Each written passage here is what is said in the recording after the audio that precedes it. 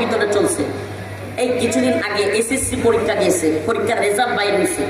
আসো কেউ এখানে পরীক্ষার্থী এই প্রজন্মের এসএসসি পরীক্ষার রেজাল্ট এই কয়েকদিন আগে হলো না? আসেন কেউ? এই কারো কোনো প্রশ্ন করবো না বেটা, হাত তুল।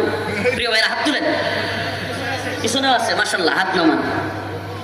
তোমরা যারা ভাই প্রিয় ভাইয়েরা পরীক্ষার্থী, তারা এই কথা খেয়াল করবার কথা, কিংবা অন্যরাও হয়তো ভিডিওগুলো যেহেতু ভাইরাল হয়েছে খেয়াল করবেন।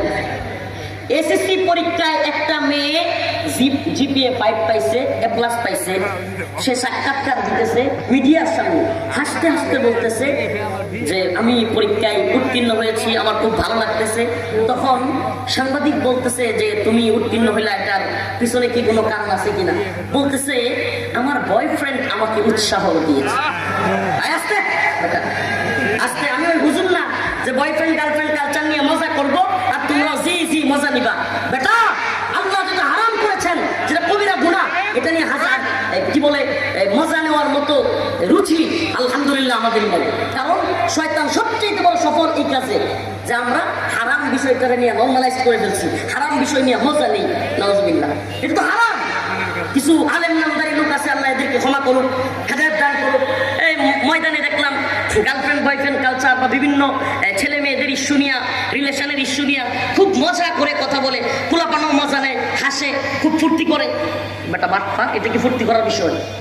আল্লাহ যেটা হারাম করছে এটা কিন্তু তোর কষ্ট লাগবার কথা ছিল। আল্লাহ কবিরা গুনাহ। গার্লফ্রেন্ড বয়ফ্রেন্ড কালচার এগুলো কি জিনা হচ্ছে।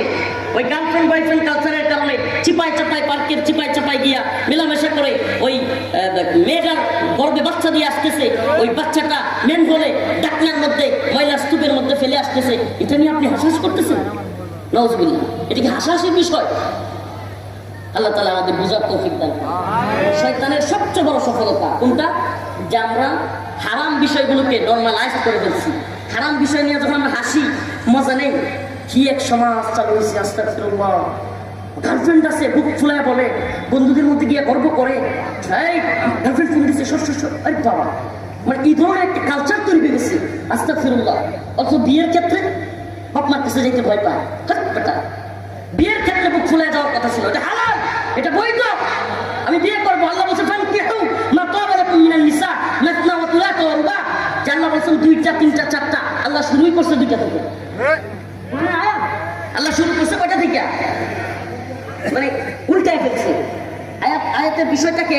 আল্লাহ মাফ করো, অনেক উল্টায় ফেলছে। আল্লাহ তাআলা শুরুই করছে ফানকিহু মা তাবা লাকুম মিনান নিসা, তোমরা বিবাহ করো, ফানকিহু তোমরা বিয়ে করো। আল্লাহ বলতেছেন মা তাবা লাকুম মিনান নিসা, মহিলাদের মধ্যে থেকে যাকে পছন্দ